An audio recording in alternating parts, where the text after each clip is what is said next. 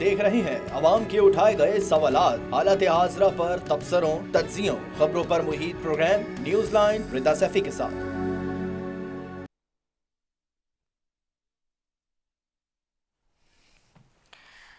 अस्सलाम वालेकुम, मैं हूँ रिदा सैफी। नाजरीन, 9 मई हमलों का मकसद पाक फौज में दरार डालना था। बाकायदा सोची समझी साजिश थी। काबीना कमेटी की तहकीकात सामने आ गई है। 9 मई वाक़यात के मास्टरमाइंड, साजिश करने वालों और मनसूबा साजों, मकामी और गैर मुल्की अनासिर दोनों शामिल थे, ज़राए ये बता रहे हैं। दूसरी जानिब नवाज शरीफ कहते हैं किसी को घर और नौकरी मिली क्या, कहाँ गए 350 डैम, उन फ्रॉडियों को दोबारा पाकिस्तान नहीं आने देना। साथ ही जी पीटीआई कहती है खवातीन पोलिंग स्टेशन पर पोलिंग इंतहाई सुस्त रखने का कहा गया है।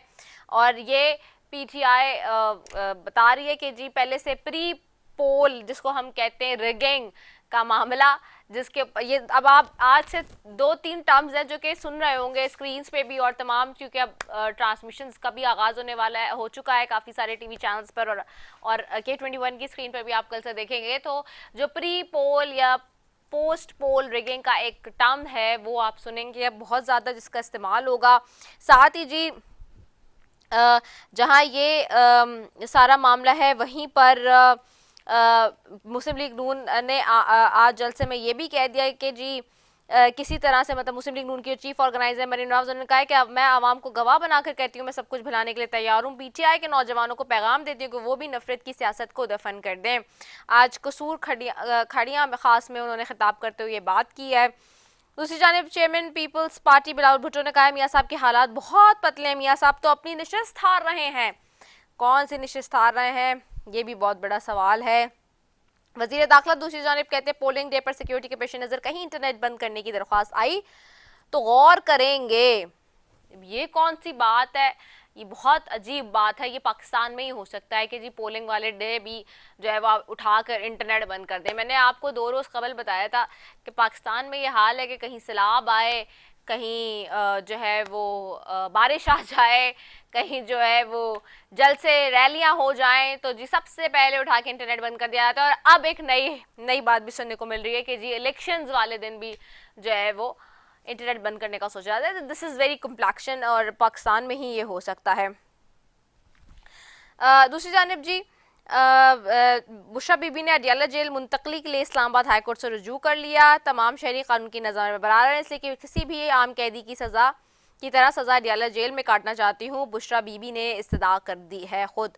तो वो लोग जो बहुत ज़्यादा तनकीद कर रहे थे बुशरा बीबी पे, ये बड़ी कैटेगोरिकली जी सामने आ गई ये बात कि what she wants very free and clear trial के साथ साथ सज़ा भी वो ये चाहती हैं कि उसी तरह से काटी जाए जैसे आम। और अभी भी आप देख लिए जब से साबिक वज़ीर आज़म इमरान खान जेल में है तो कोई प्लेटलेट्स कम नहीं हुए, कोई जो है हड्डी हड्डी में दर्द नहीं हो रहा, कहीं उनको कोई बुखार शिकार नहीं हो रहा। That's true. जिस तरह माजी में सारे सियासतदान जैसे ही उनके ऊपर सजाएं या चीज़ें शुरू होती हैं तो जी उनके ऊपर उनको जो है वो कहीं ना कहीं तकलीफ कुछ ना कुछ हो जाता है, वो मुल्क से भाग जाते हैं सजाएं काटने से बचने के लिए, और फिर वो मुल्क में जब आते हैं जब उनके लिए हालात साजगार हो जाते हैं। लेकिन इस वक्त जिन लोगों के लिए हालात साजगार नहीं है वो इस वक्त जेलों में हैं और जेल जाने के लिए इस्तदा कर रहे हैं। ये भी एक ट्रेंड सेट हो रहा है पाकिस्तानी सियासत में और तारीख इसको भी याद रखेगी। इसी सब पे बात करते हैं। सबसे पहले मेरे साथ मौजूद हैं जी आज फिजा शकील साहिबा हैं, एनालिस्ट हैं आप और सीनियर एनालिस्ट हैं और तज्ज़ियाकार, आपको खुशामदीद कहती हूँ। साथ ही अबू बकर साहब ज्वाइन कर रहे हैं एमकेएम पाकिस्तान से, आपको भी खुशामदीद कहती हूँ। सबसे पहले फिजा आपकी तरफ आऊंगी। फिजा, हाउ डू यू सी, कैसे एनालिसिस करिए सारी सिचुएशन का?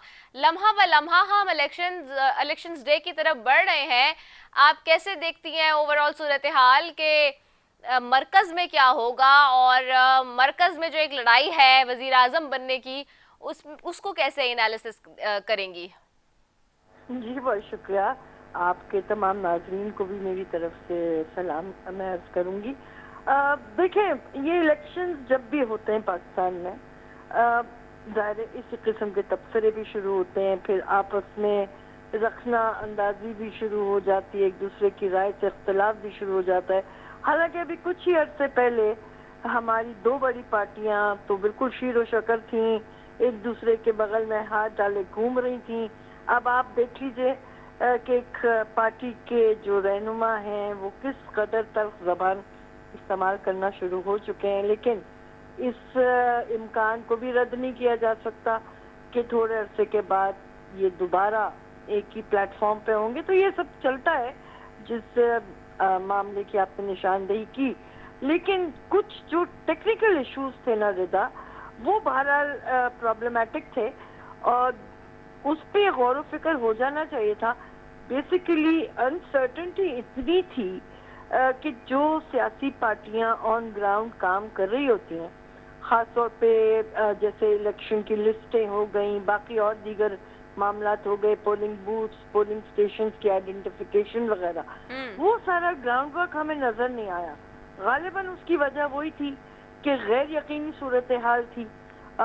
और अब जो ये वजीर आजम की दौड़ है जनाब, ये तो 9 तारीख के बाद ही हमें पता चलेगा कि इस दौड़ में कौन आगे को जाता नजर आता है। लेकिन एक नुक्ता मैं यहाँ जरूर बयान करना चाहूंगी कि पाकिस्तान की जो इकोनॉमिक चैलेंजेस है वो आने वाली किसी भी हुकूमत के लिए बहुत बड़ी दर्द सर का काम करेंगे।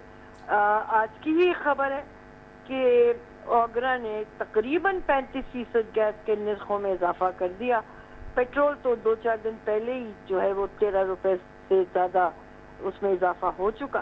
तो इकोनॉमिक चैलेंजेस जो है ना, मेरे नजदीक वो ये सारी इस वक्त जो आपको खींचातानी नजर आ रही है, इसमें से, इस गुब्बारे में से जान निकाल देगी और सबको लग पता जाएगा। वेरी गुड, ठीक हो गया है। मैं आपकी तरफ आती हूँ अबू बकर साहब। अबू बकर साहब, ऑफ कोर्स आप भी इस वक्त कैंपेन में लगे और आज तो आखिरी दिन है, जाहिर सी बात है कैंपेन क्लोजिंग करने का आप तमाम लोगों का। अब सवाल ये बड़ा इम्पोर्टेंट इस वक्त एक सवाल चल रहा है ऑफ कोर्स, और वो यही है कि जी MQM जो है वो ख़ास तौर पे मरकज़ के हवाले से जब अपनी हुकूमत देखेगी आफ्टर द इलेक्शन, जितनी भी सीटें लेती है उसको उसकी तनाजुर में, तो क्या इस बार जो है वो सूबे में या कोई ऐसी पोजीशन अगर आ जाती है तो पीपल्स पार्टी के साथ जो है वो अलायंस के लिए जाएगी, या फिर जो तय कर चुके हैं मुस्लिम लीग नून के साथ जाना है वफाक में हुकूमत बनाने के लिए, वही अटल बात होगी? जी बहुत बहुत शुक्रिया आपका। देखिए, मुस्लिम लीग नून के साथ तो हम PDM में रहे और तो उनके साथ रहने का कुछ हमें ज़रूर कुछ ऐसे काम थे जो पेंडिंग में थे, जो माजी की जो हुकूमत थी 3.5 साल हम उनके भी इत्तेहादी रहे, लेकिन उसके बावजूद वो जो वादे हुए थे वो वफा नहीं हुए।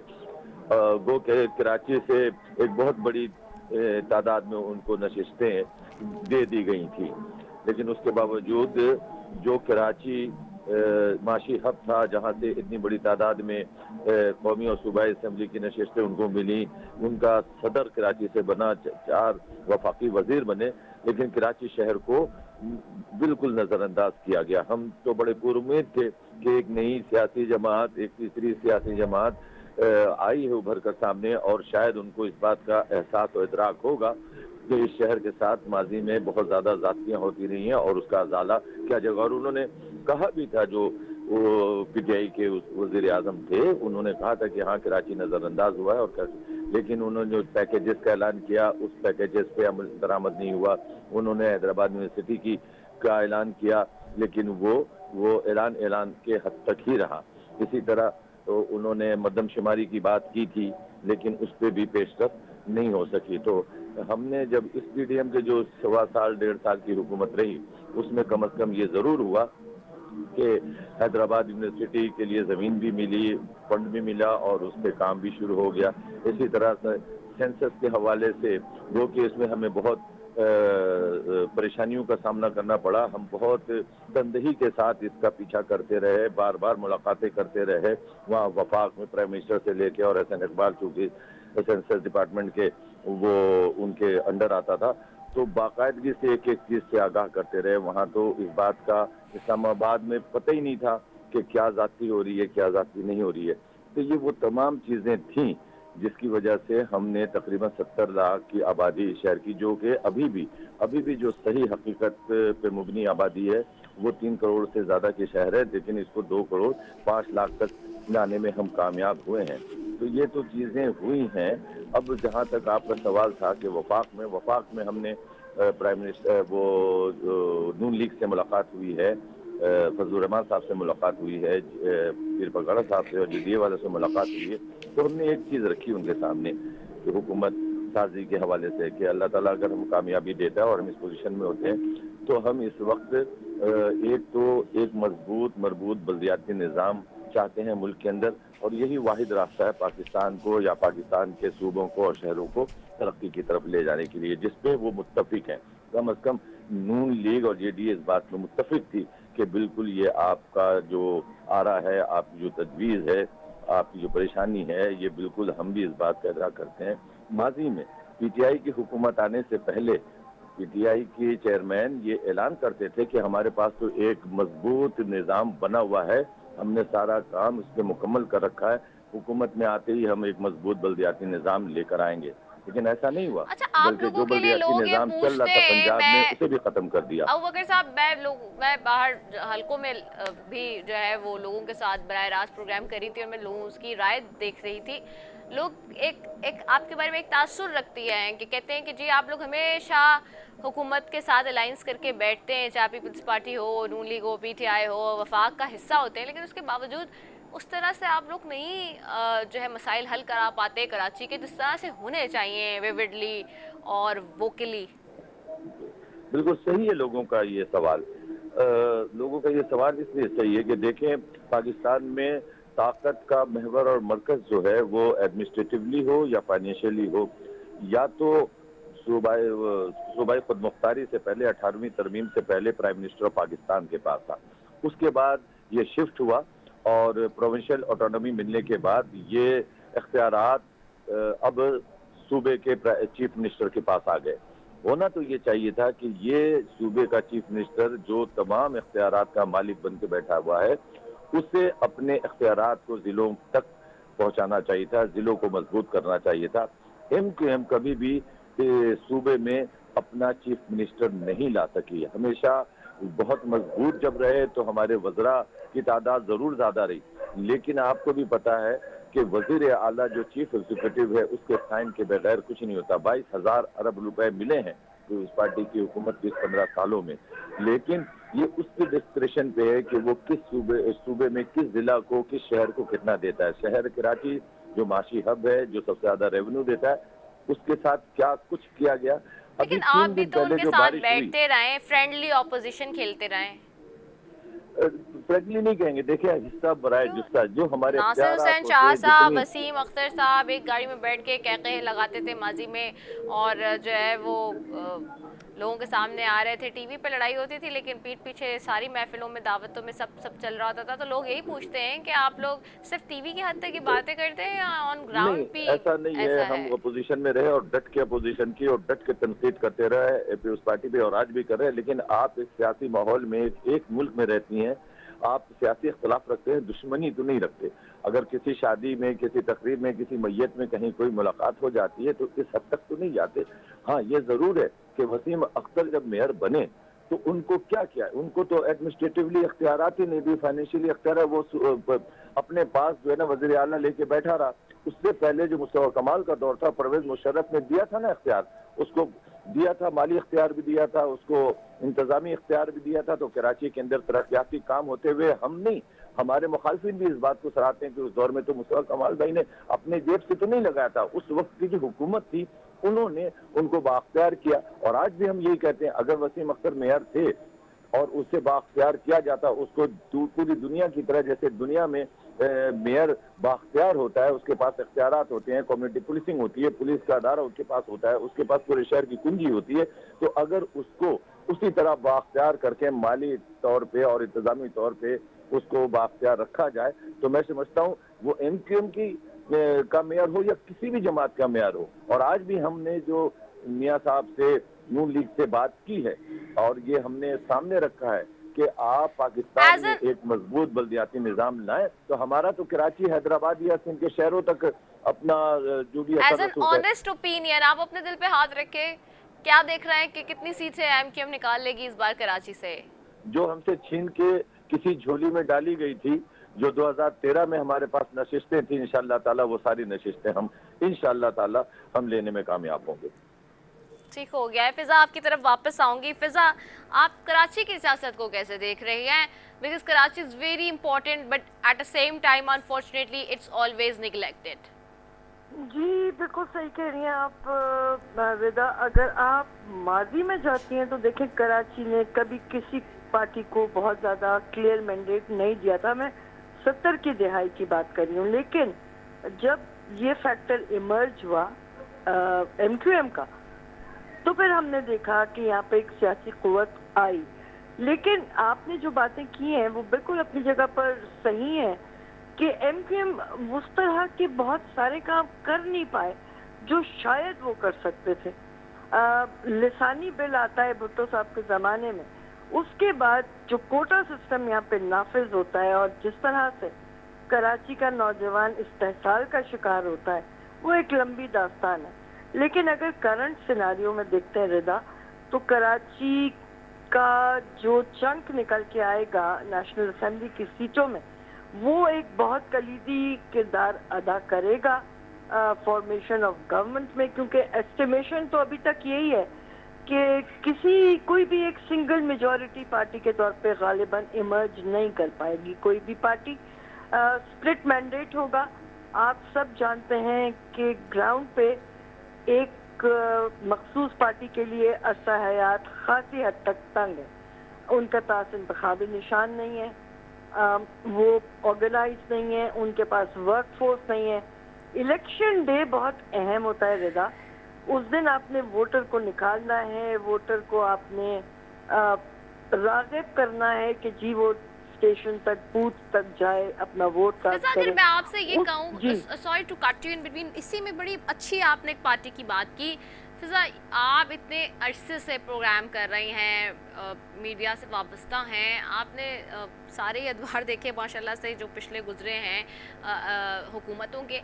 मुझे ये बताइएगा कि 2018 में भी हम देखते थे कि हवा का रुख एक तरफ था और सिचुएशन इसी तरह की बनी हुई थी, लेकिन किसी पार्टी से उसका जो सिंबल है और उसको जो कैंपेन करने का हक है वो एटलीस्ट उसके पास था। उस वक्त भी ये आवाज़ें थी कि जी धांधली हो रही है, ज्यादती हो रही है, गलत हो रहा है, डिस्क्वालिफिकेशन भी हो गई, सब कुछ हुआ, लेकिन एटलीस्ट ग्राउंड पे उनको इतनी स्पेस थी, ब्रीदिंग स्पेस, कि वो अपने लोगों के साथ, अपने सिंबल के साथ लड़ रहे थे पार्टी के।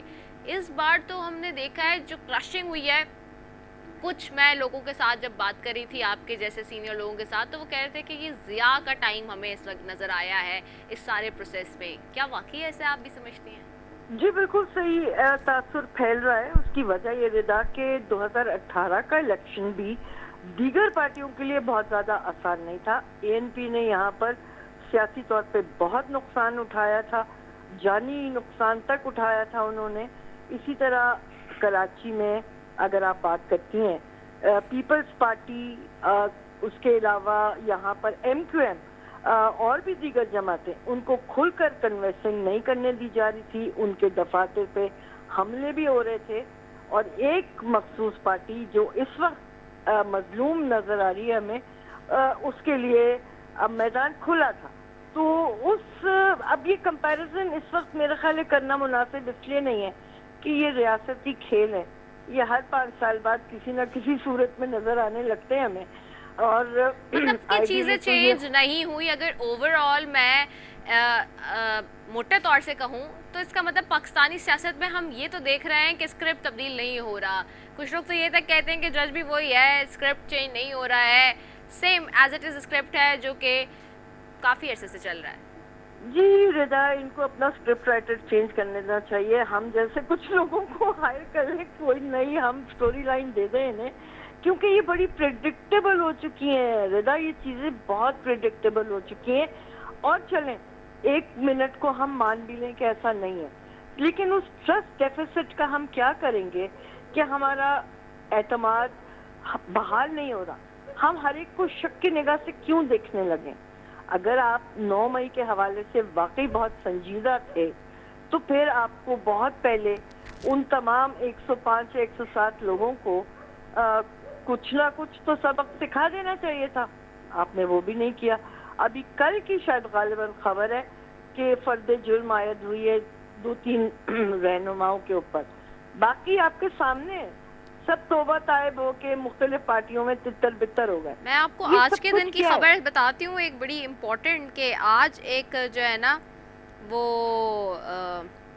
नैब ने समन जारी किया है। कल क्या था बल्कि, हालांकि यस्टरडे वाज अ हॉलीडे, लेकिन कल की डेट में निकला है। और जी जिसमें जो इंक्वायरीज थी पाकिस्तान पीपल्स पार्टी के मिनिस्टर्स की, वो सारी दोबारा से रिवोक करने की जो है इस्तदा की गई है उसमें, जिसमें मेजर जो बड़े बड़े नाम अगर मैं ले लूँ, शर्जील नाम मेमन का नाम है, उसमें जो है वो अवैस कादिर शाह का नाम है, उसमें इम्तियाज़ शेख साहब का नाम है, उसमें ये सारे नाम हैं। नैब की तरफ से ज़ियाउल हसन लंजार साहब का नाम है, अली हसन जरदारी साहब का नाम है।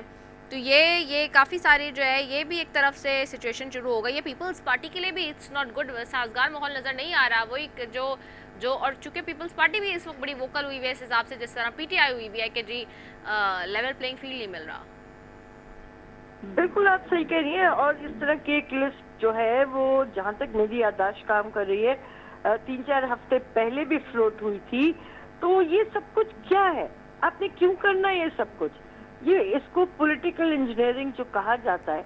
तो मतलब आप इंजीनियरिंग कर लें, आप पॉलिटिक्स को छोड़ दें भाई। जो भी है हम XYZ किसी का नाम नहीं ले रहे, हम किसी पे शक का इजहार नहीं कर रहे, लेकिन कुछ चीजें बहुत बहुत भौंडे तरीके से होती हैं इस मुल्क में। आपने जो एक बात की थी ना, इंटरनेट बंद हो जाएगा जी। पंजाब हुकूमत ने तो आज खैर ये कहा है, वजीर आला साहब ने, सिंध खामोश है, बलूचिस्तान खामोश है, KP के खामोश है। ये क्या मतलब, टेक्नोलॉजी के दौर में क्या ये चीजें होती हैं? They wanted to put people into the grave. I don't understand it. Abu बकर साहब, इस पे आपका स्टांस क्या है? ये क्या हो रहा है कि मतलब क्या इंटरनेट बंद कर देना आज के जदीद दौर में, हर चीज़ के मामले पे बस उठा के इंटरनेट बंद कर दो, तो ये तो वही वाली मिसाल लगती है कि कबूतर बैठा हो और बिल्ली सामने आ जाए तो वो आंखें बंद करके कहे कि अब बिल्ली नहीं खाएगी। नहीं, मैं समझता हूँ कि इंटरनेट देखें आज के जदीद दौर में, और बहुत सारे लोगों को जहाँ पर एक सियासी जमात वर्क कर रही होती है, और किसी जमाने में वोटर कार्ड लिखा जाता था, घरों में तकसीम किया था, अब वो कंप्यूटराइज हो गया है और कंप्यूटर से निकाल के वो तकसीम किया। लेकिन उसके बावजूद हर वोटरों के घर पे वो कार्ड नहीं पहुंचाया जा सकता। इतनी बड़ी तादाद होती है, किसी भी सियासी जमात के बाद इतने लोग नहीं होते। हम तो फिर भी 80% इसमें कामयाब हो जाते हैं। लेकिन ये जो इंटरनेट का है, इसमें एप्लीकेशंस होती हैं, ऐप्स होता है, तो वो जदीद तकाज़ों के मुताबिक वोटरों को परेशानी से महफूज कर लेता है। लोग आ जाते हैं टेम्पो के ऊपर, उनको नहीं पर्चा पहुंचा होता है, उनको नहीं पता होता कि उनकी पोलिंग स्टेशन कौन सी है, तो वो फौरी तौर पे इंटरनेट अगर चल रहा हो तो उस चीज़ का इस्तेमाल करते हुए, जदीद तकाज़ों को पूरा करते हुए उससे बहुत ज़्यादा हेल्प मिल जाती है। तो मैं समझता हूँ कि वो चीज़ें जो कि अवाम के मुफाद में हो, अवाम के लिए आसानी पैदा होती हो, जिससे उस चीज़ को तो नहीं उसमें रुकावट होनी चाहिए। ठीक है, बहुत शुक्रिया मोहम्मद अबू बकर साहब आपका, फिजा शकील साहब आपका, दोनों मौजूद मेहमानों का बेहद शुक्रिया जी। यहाँ एक वक्फा लेना है मैंने, और वक्फे के बाद वापस आएंगे। मजीद मेहमान है प्रोग्राम में, और हम बात कर रहे हैं जी इलेक्शंस 2024 की 2024 की, और कौन किसको वोट देगा और किसका क्या फ़ैसला होगा, ये तो अब से कुछ घंटों बाद पता चलने वाला है। एक दिन का टाइम है बीच में रह गया, और इसके बाद परसों इलेक्शन डे है। क्या वाकई लोग निकलेंगे? क्या वोटर टर्न आउट होगा? कितने लोग निकलेंगे? किसको कितने वोट मिलेंगे? ये सारे सवालात लोगों के जहनों में। एक ब्रेक ले रहे हैं, ब्रेक के बाद वापस आ रहे हैं। Stay tuned.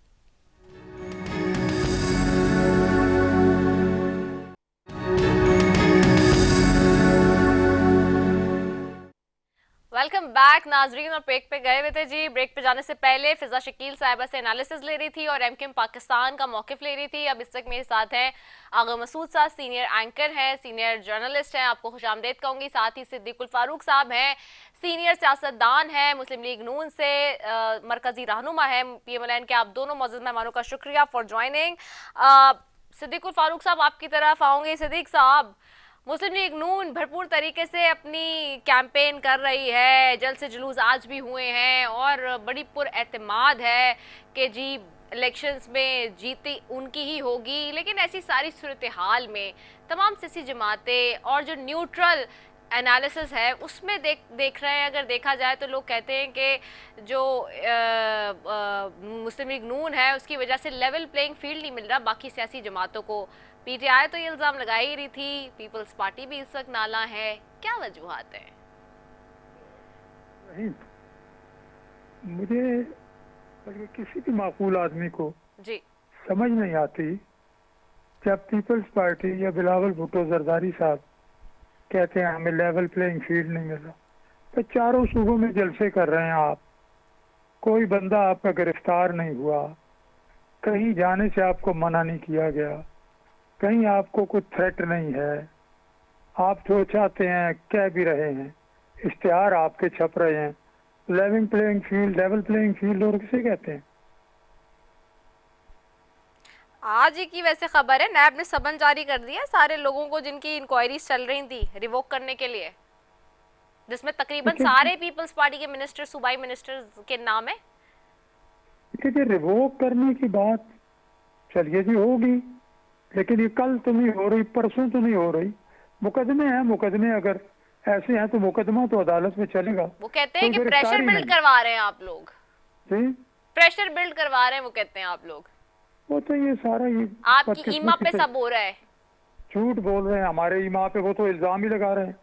कभी वो कहते हैं कि जनाब जी इन्होंने किया कुछ नहीं, जब वो ये बात करते हैं तो लोग हंसते हैं कि अगर किसी लीडर की और किसी पार्टी की बतौर पार्टी के कारकर्दगी नजर आती है मुल्क भर में तो सिर्फ मुस्लिम लीग नून है। वो यूनिवर्सिटियाँ, अस्पताल, मोटरवे, सी पैक, बिजली की जो अपना लोड शेडिंग का खात्मा, दहशतगर्दी का खात्मा, कोई एक बात हो तो मैं कहूँ ठीक है, हाँ, तो सब नजर ही मुस्लिम लीग नून का आ रहा है हर जगह। ठीक है आगा साहब, सर आपकी तरफ आऊंगी, आपकी रहनुमाई की अशद जरूरत है। ये बताइए कि मुस्लिम लीग नून के एक रहनुमा से मैं मिली, मैं नाम नहीं कोट कर सकती because it's a matter of trust पिछले दिनों, और वो बड़े करीबी साथी थे मरीम नवाज साहिबा के और नवाज शरीफ साहब के, इवन नॉट करीबी, उस सारे हिस्से का, उस सारे प्रोसेस का वो मेजर एलिमेंट थे जब ये सारा माहौल पलटा है। तो ऐसी सारी सूरत हाल में वो ये समझते हैं कि जी जो मुस्लिम लीग नून ने डिलीवर किया, डेवलपमेंट के काम किए थे, सब कुछ किया था, उसी की बुनियाद, और वोट को इज्जत दो का जो नारा था, उसी की बुनियाद पे मुस्लिम लीग नून को आज इलेक्शंस में जाना चाहिए था, ना कि उस तासुर के साथ जो कि इस वक्त पूरे पाकिस्तान में एक तासुर है कि जी कोई ना कोई लंदन प्लान में डील हुई है जिसके तहत आए और फिर अब ऑपोजिशन की जमात को क्रश किया जा रहा है। बिल्कुल, यानी कि 2018 की अगर हम बात करें तो उस वक्त ऑफ कोर्स मुस्लिम लीग नून के साथ हम उस वक्त कहते थे, उस वक्त बैठ के जब मैं बात करती थी और मेरे प्रोग्राम्स अगर कोई पुराने निकाल के देख ले, मैं उस वक्त भी कहती थी कि गलत हो रहा है, और आज भी मैं कह रही हूँ कि गलत हो रहा है जो हो रहा है। तो ये तासुर है कि जी डिस्क्वालिफिकेशन हुई, सब कुछ हुआ, लेकिन जो उनका स्लोगन था, पार्टी का लोगो था, उसी पर लड़ने दिया गया, कैंपेन्स भी लोग कर रहे थे, सारी चीज़ें थी। इस तरह से सूरत हाल नहीं थी कि आज एक पार्टी का, एक सियासी जमात का, एक जमहूरी पार्टी का जी स्लोगन ले लिया है, लोगों तक ले लिया है, बिल्कुल क्रश कर दिया है, इस वक्त जेलों में है उनकी लीडरशिप, सारी चीज़ें। तो ये जो सारी सूरत हाल बनी हुई, आगा साहब आप इसको कैसे एनालिसिस करते हैं, एनालाइज करते हैं? ये जो आपने बात की है जी, मैं बहुत हद तक आपसे इत्तेफाक करता हूँ, और जिसने भी आपसे ये बात की है वो बिल्कुल सही है।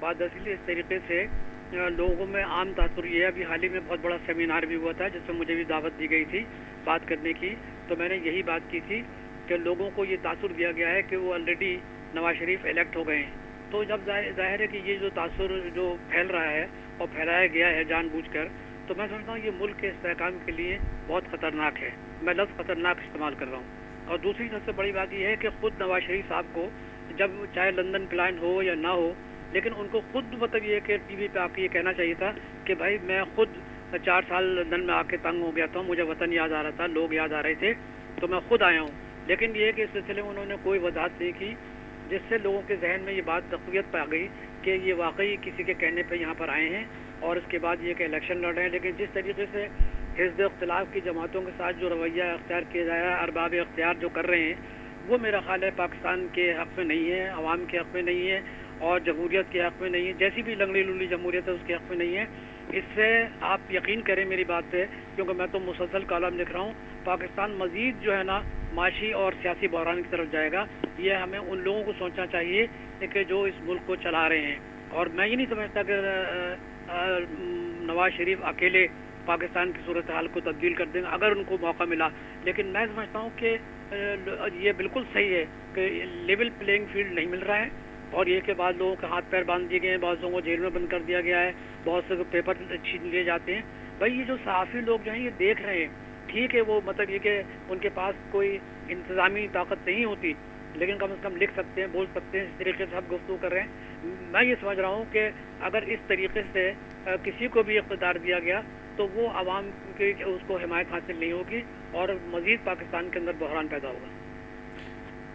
सिद्दीकुल फारूक साहब आपकी तरफ वापस आऊंगी। सिद्दीकुल फारूक साहब, क्या एनालिसिस है जलसों से, लोगों से, मुलाकातों से, लोगों के साथ कॉर्नर मीटिंग्स में? ऑफ कोर्स एक रिपोर्ट तो मजबूरी तौर पे पार्टी के पास भी होती है। आप अपने दिल पे हाथ रख के कैसे देखते हैं कि कितनी सीट्स निकाल लेगी मुस्लिम लीग नून इस दफा?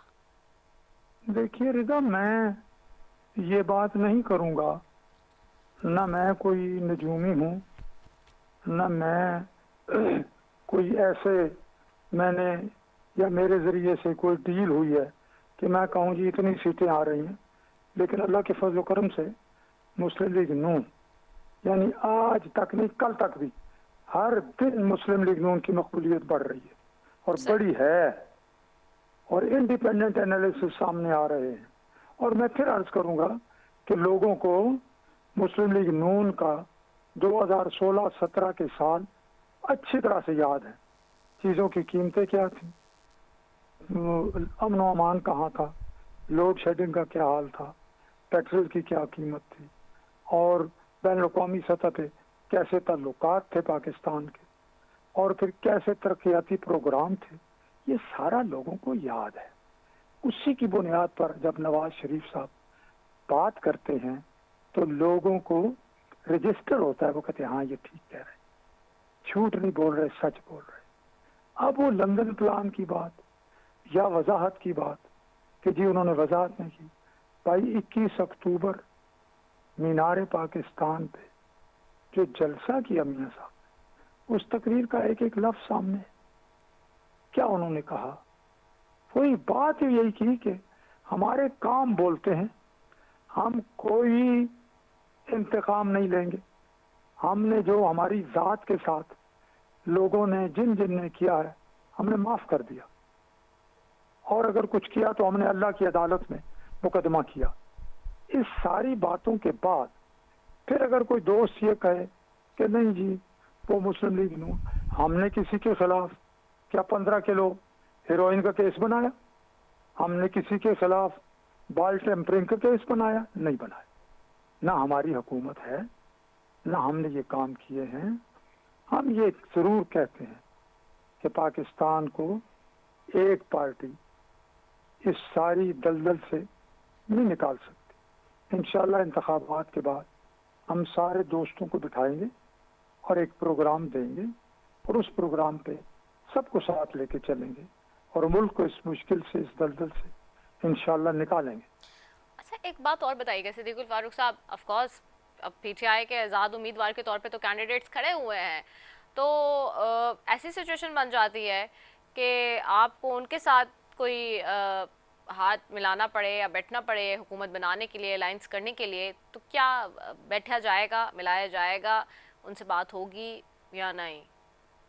देखिए जी, हम तो मुल्क को मुश्किलात से निकालने के लिए हर एक के साथ बात करने के लिए तैयार हैं, लेकिन तहरीक इंसाफ को जब इलेक्शन कमीशन ने 20 दिन दिए थे 5 साल के बाद फिर एक मरतबा कि इलेक्शन करा लो, तो फिर उन्होंने क्या किया कि सुप्रीम कोर्ट में उनके बहुत बड़े टॉप के वकील, पाकिस्तान के 2-4 वकीलों में से जो 2 वकील हैं, हामिद खान साहब और अली साहब जो हैं, अली जफर, जवाब ही नहीं दे सके, माफी मांगी।